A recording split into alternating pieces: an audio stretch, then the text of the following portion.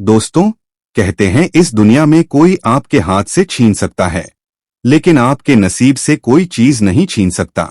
इसी सत्य पर आधारित है आज की कहानी। बहुत समय पहले एक महान विद्वान ब्राह्मण रहते थे जिनका नाम आचार्य शरण था।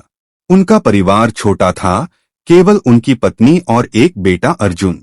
आचार्य शरण ने अपना जीवन पूरी तरह ज्ञान और लेखन में समर्पित कर रखा था।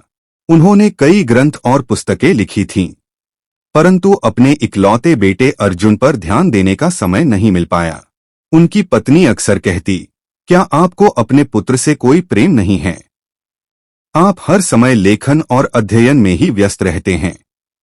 आचार्य शरण उत्तर देते, मेरे पास इन भावनाओं के लिए समय नहीं है। मेरा ध्यान ज्ञान और धर्म पर है। अर्जुन पढ़ाई में ध्यान नहीं देता और अपने दोस्तों के साथ खेल, जुआ और चोरी में समय बिताने लगता है।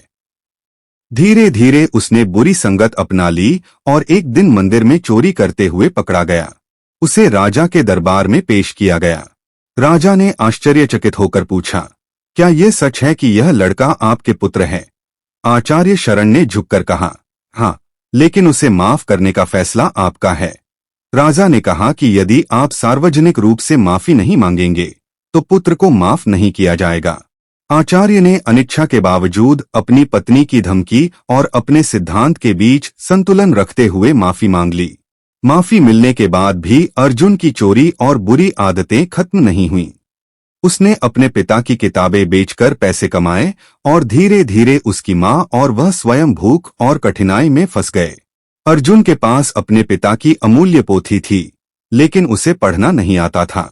भूख और निराशा के कारण अर्जुन एक दिन राजमहल की रसोई में चोरी करने गया, जहां उसकी नजर पोथी पर पड़ी। उसी समय युवराज, जो जंगल में शिकार कर रहा था, उस पोथी का एक पन्ना उठा लेता है। युवराज ने पन्ने में लिखे संस्कृत श्लोकों का अर्थ जाना।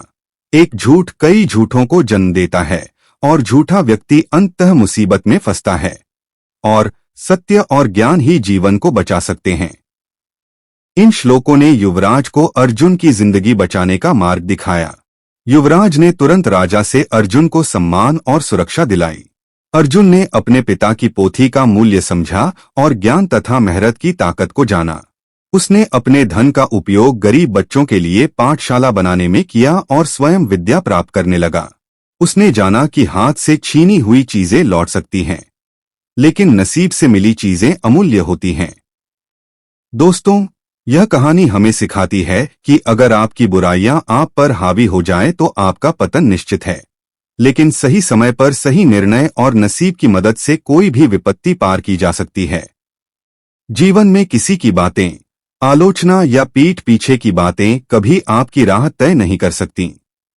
अपने अंदर की शक्ति को पहचानिए, संघर्ष करते रहिए और हमेशा विश्वास रखिए कि जो होना है वह होकर रहेगा।